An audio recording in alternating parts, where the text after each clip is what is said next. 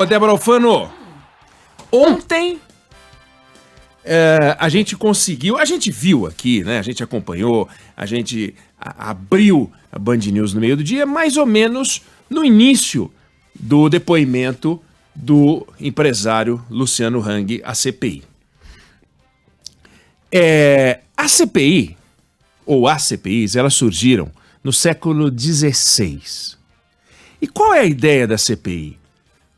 Ela faz parte de um sistema em que você compartilha responsabilidades. Por exemplo, o Poder Executivo pode apresentar um projeto de lei, mas não é ele que aprova o projeto de lei.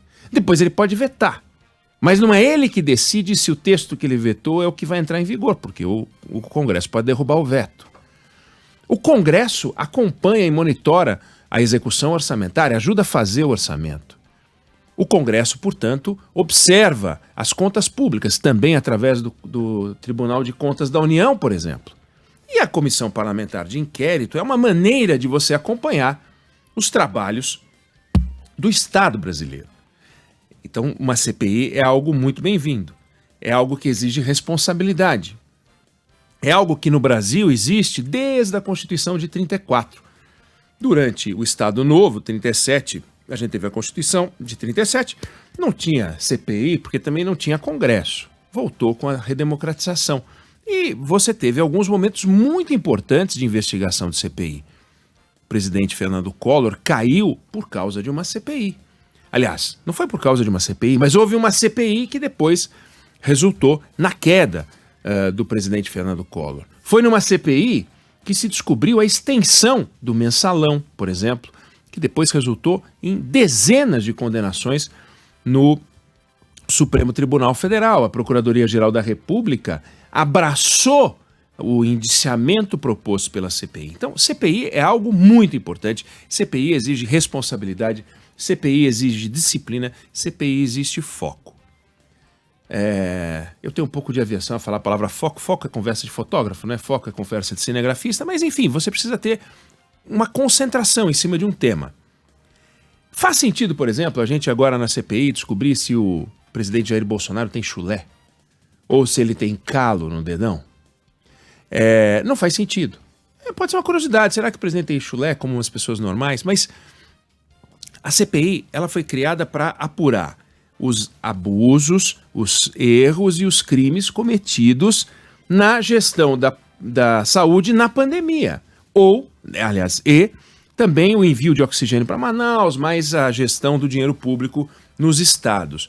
Não é para apurar se o empresário Luciano Hang é ou não negacionista.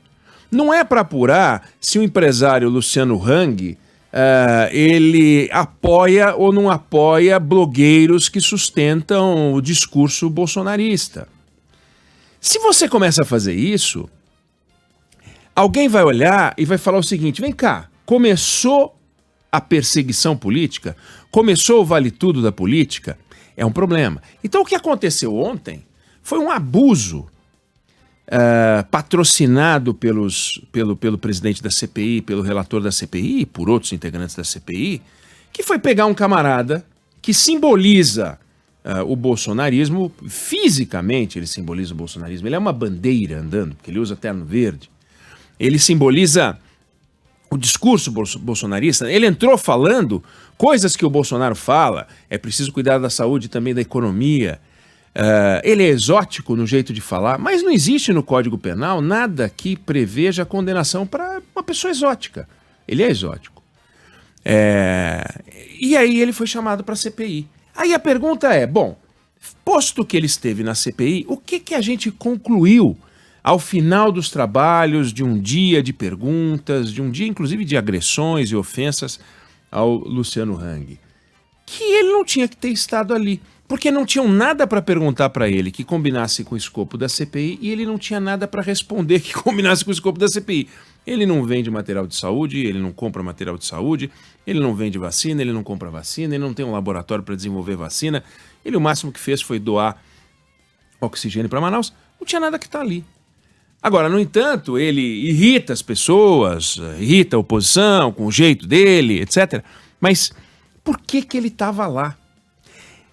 aí, eu acho que o mais importante nessa discussão, posto que ele já esteve lá, hoje está a CPI ouvindo um outro empresário bolsonarista, a questão central é qual é o limite que as estruturas de poder devem ter para que elas não comecem, perdão, a passar a impressão para a sociedade de que o vale tudo está comendo solto. Se uma CPI como essa, e o Brasil espera muito da CPI, porque tem abuso na área de saúde, tem abuso na compra de vacina, teve erro na gestão. O Eduardo Pazuello foi um desastre. O governo Bolsonaro não foi bem na gestão da saúde. Tem coisas para apurar. Como é que eles se perdem num ambiente na hora em que eles chamam o Luciano Hang? E o importante não é por causa do Luciano Hang. O Luciano Hang tem estrutura de advogados, tem dinheiro para se proteger, não vai acontecer nada com ele. O fato dele ter estado na CPI não vai prejudicá-lo em nada. Mas para a imagem do parlamento, para a imagem do Senado brasileiro, para a estrutura de custos, a gente pagou aquilo ontem. O dia inteiro você acompanhou, Débora, aqui, depois você acompanhou no Band News TV, depois você voltou para cá e continuou acompanhando aquilo, horas e horas e horas, de uma discussão que não faz o menor sentido. Então, é importante que daqui para frente a gente possa, vamos dizer assim, aguçar o nosso espírito crítico para que as nossas paixões políticas não se coloquem acima do bom senso. Então, é o caso da CPI ouvir o Luciano Hang? Não. Então por que vai chamar? E isso vale para tudo. Na discussão do preço da gasolina, nas discussões da reforma tributária, nas discussões envolvendo a reforma administrativa que está morrendo. É na hora em que os políticos e a política perdem a mão, começam a se deixar levar pelo discurso fácil, o Brasil vai perdendo. Então ontem foi um dia para esquecer. Anteontem, não. Quando pegaram a história da Prevent Senior e tal. Mas ontem foi um dia para esquecer. E toda vez que a gente tem no jogo do poder um dia para esquecer, é um dia para a gente refletir, para que isso não volte a acontecer.